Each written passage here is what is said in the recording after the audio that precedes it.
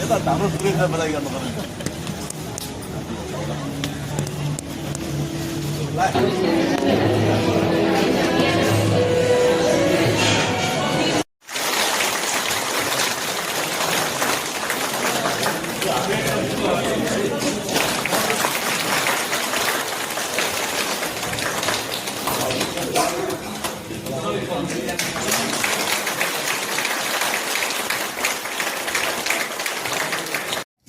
कहिले मधुर कहिले वेदनायुक्त तर जस उही मान्छेले इतिहासमा आफ्नो नाम लेख्न सक्छ। एउटा साधारण मान्छे जसका हातमा थियो केवल श्रम, आँखामा थियो सपना र मुटुमा थियो अडिग आत्मविश्वास, आज त्यही यात्रा असाधारण कथामा रूपान्तरण भएको छ। मेहनतको पसिनाले लेखिएको जीवन, मेहनतको पसिनाले लेखिएको जीवन, समयको कठोर परीक्षा पार गर्दै आज प्रेरणाको उज्यालो दीप बनेको छ। आज प्रेरणाको उज्यालो दीप बनेको छ। आज हामी त्यही सङ्घर्ष, त्यही सफलता, त्यही जीवनको सङ्गीतलाई एउटा सुन्दर भिडियो मार्फत अनावरण गरिसकेका छौँ, जहाँ कथा मात्र होइन भावना पनि बोल्छ। अब भने म यही प्रेरणादायी यात्राका केही आयामहरू प्रस्तुत गर्दै मेरो मन्तव्य अगाडि बढाउने अनुमति चाहन्छु। धन्यवाद मृत्युवासी कोकिल कण्ठी कार्यक्रम सञ्चालकज्यू, यस कार्यक्रमका सभाध्यक्षज्यू, प्रमुख अतिथि, चन्द्रगिरी नगरपालिकाका नगर प्रमुख, हामी सबैका आशा भरोसाका केन्द्र घनश्याम गिरिज्यू, त्यसै गरी आजका स्रष्टा भनौँ, समाजसेवी व्यक्तित्व भनौँ, आफ्नो जीवनको कथा ल्याएर सबै सामु पुर्याउने, सबैलाई उत्प्रेरणा दिने, आफ्नो परिवारलाई मात्रै होइन, आफ्नो ओडालाई मात्रै होइन, 753 पालिकालाई मात्रै होइन, त्यहाँ रहेका 6743 ओडालाई एउटा नमुना ओडाको रूपमा प्रस्तुत गर्ने हाम्रा स्रष्टा, हाम्रा आदरणीय समाजसेवी, शिक्षा प्रेमी भजनज्यू, म सधैँ आमाहरूलाई सम्मान गर्छु, दिदी बहिनीहरूलाई सम्मान गर्छु। मैले सधैँ भन्ने गर्छु, हरेक कार्यक्रममा जहाँ म पुग्छु मैले भन्ने गर्छु, त्यहाँसम्म दुर्गालाल दाइलाई त्यहाँ पुर्याउने, अहोरात्र खट्ने, पछाडि ब्याकबोनको रूपमा, ब्याकपोस्टको रूपमा सधैँ प्रेरणा दिने त्यो परिवार अनि त्यो परिवारकी आमा, उहाँकी धर्मपत्नी आदरणीय भाउजूलाई म नमन गर्न चाहन्छु। गडगडा ताली बजाइदिनुहोस्। दुर्गालाल दाइलाई दुर्गालाल दाइ बनाउने भाउजू हुनुहुन्छ, त्यो परिवार छ, ती छोरा छन्, ती बुहारी छन्, ती छोरी छन्, अनि ती माया गर्ने बुवाहरू आमाहरू हुनुहुन्छ, अनि सहयात्री मित्रहरू हुनुहुन्छ, विद्वान व्यक्तित्वहरू हुनुहुन्छ। उहाँहरू सबैको साथ र सहयोगले आज दुर्गालाल चन्द्रगिरीको शान भनेर यहाँ गीत सुन्दा म चन्द्रगिरी 3 गणपति मार्गको एउटा बासिन्दा यो चुडामणि सुवेदी आफू पनि गौरवान्वित भएको बेहोरा यहाँहरूलाई निवेदन गर्न चाहन्छु। ताली बजाउनु पश्चाताप गर्नु पर्दैन, खर्च लाग्नु हजुर गडगडा कार्यक्रम। अनि दुर्गालाल दाइ को हुनुहुन्छ? म उहाँसँगको सम्पर्कमा बस रूटमा मैले महसुस गर्ने गरेको छु र यो कुरा यहाँसम्म बाहिरसम्म ल्याउने, मिडिया मार्फत पनि बाहिरसम्म पुर्याउने र यो कार्यक्रम आयोजना गर्ने र हामीलाई यहाँसम्म आएर आफ्ना विचारहरू राख्ने मौका प्रदान गर्नुभएकोमा आयोजक इन्द्र विनायक भजन खल, नेहाज्या भजन खल, चन्द्रेश्वर भजन समूह, सम्पूर्ण आयोजक दिदीबहिनीप्रति म हार्दिक आभार एवं नमन प्रकट गर्न चाहन्छु। केही बोल्नको लागि अगाडि आउँदै गर्दा अगाडिको भिडियोमा अनि पूर्व वक्ता मित्रहरू जो आदरणीय सम्माननीय दिदीबहिनीहरूले धेरै कुराहरू कति गहिरोपूर्वक पढेर ज्ञान लिएर त्यो बाटोमा हिँडेर लेखेर यहाँ ल्याएर प्रस्तुत गर्नुभएको छ। न त मैले लेखेर ल्याएको छु, हिजो बेलुका यसो 10 मिनट एउटा केही कविता सायरी केही कोरौँकी दुर्गालाल दाइको बारेमा भन्दै गर्दा मैले कोरेका कुराहरूलाई यहाँ प्रस्तुत गरेँ, अरू त म देखेका कुराहरू बोल्दैछु।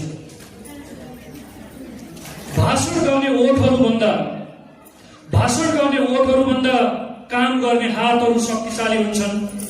ती दुर्गालाल दाईका हातहरू देख्दा दुईवटा देखिएका छन्, आँखाहरू दुईवटा देखिएका छन्। तेस्रो आँखा लुकिरहेको छ, कहाँ के भइरहेको छ। अघि नै भन्नुभयो हाम्रो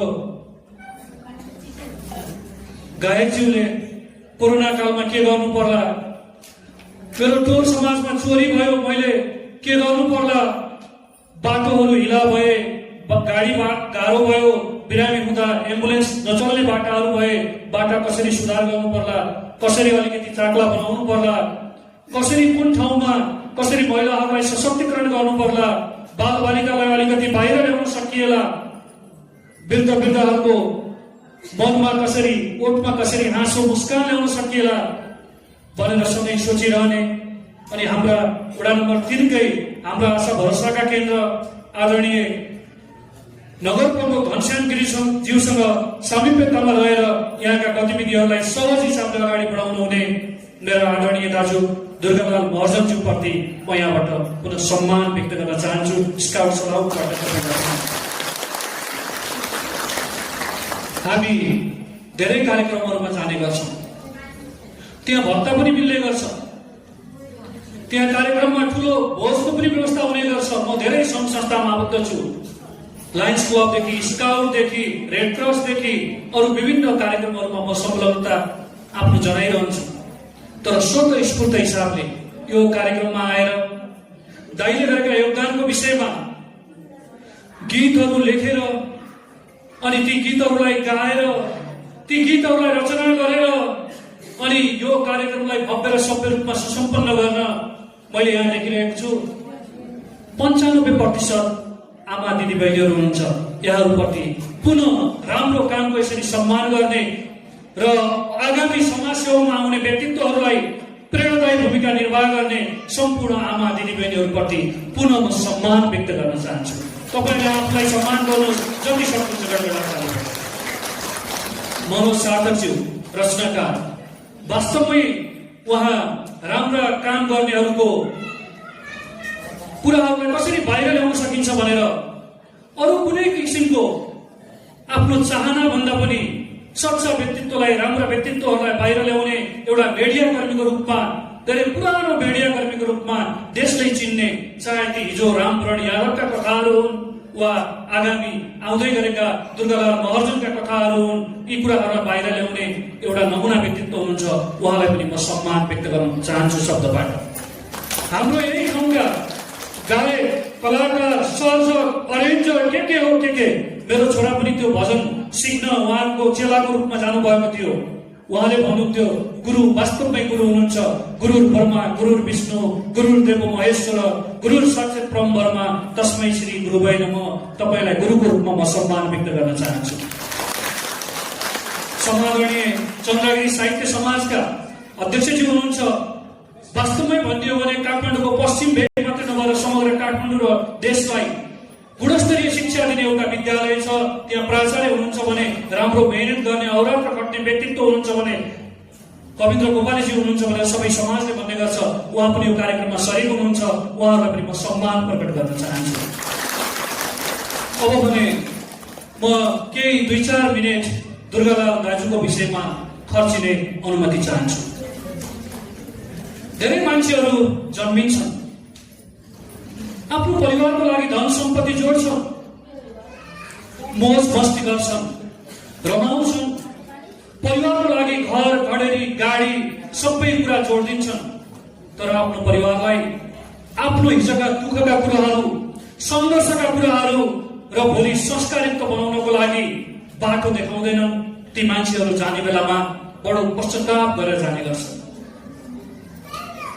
तर दुर्गालाल दाजु जसले आफूले हिजो गरेका सङ्घर्षका कथाहरू, दुःख पीडाका कुराहरूमा जिरोबाट यहाँसम्म आए भन्दै गर्दा वास्तविक व्यक्तित्व यस्तो हुन्छ जसले आफ्नो परिवारलाई, आफ्नो समाजलाई, आफ्ना माया गर्ने मनहरूलाई, आत्माहरूलाई सधैँ यथार्थ कुराहरू दिएर यो समाजको लागि प्रेरणादायी व्यक्तित्वको रूपमा, अमर व्यक्तित्वको रूपमा रहने व्यक्तित्व हुनुहुन्छ आदरणीय दुर्गालाल दाजु।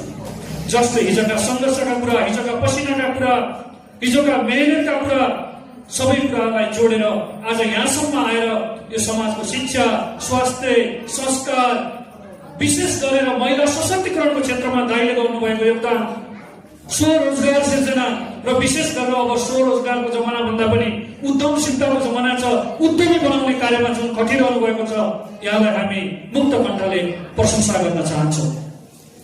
सबै यो देशका वडा अध्यक्षहरूले यसै गरी महिला सशक्तिकरण र यसै गरी उद्यमशीलता विकास गर्नको लागि, रोजगारी सृजना गर्नको लागि शिक्षा क्षेत्रमा, स्वास्थ्य क्षेत्रमा, भौतिक पूर्वाधारको क्षेत्रमा सबैसँग समन्वय गरेर यसरी अगाडि बढाएको भए सायद त्यो जेएनजीको मुभमेन्ट अनि ती कलिला बाबु नानीहरूको मृत्यु सायद हुने थिएन होला।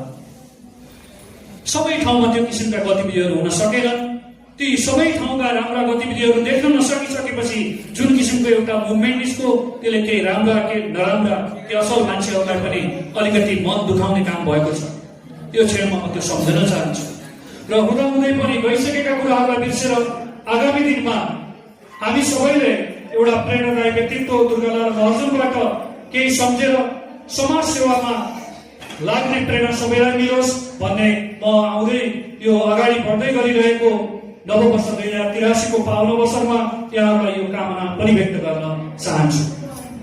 र अब भने दाजुले यो समाजको लागि मात्रै नभएर आफ्नो परिवारको लागि उद्यमी बन्नुपर्छ, व्यवसायी बन्नुपर्छ, काम गर्नुपर्छ, सङ्घर्ष गर्नुपर्छ भनेर जुन प्रेरणा आफ्नो परिवारलाई, छोराछोरी, बुहारी, नाति नातिनालाई दिनुभएको छ, यसप्रति हार्दिक सम्मान व्यक्त गर्दै उहाँले गर्नुभएका क्रियाकलापहरू जे छन् यो समाजमा प्रष्ट छन् मैले भन्नुभन्दा पनि तपाईँहरूले देख्न सक्नुहुन्छ।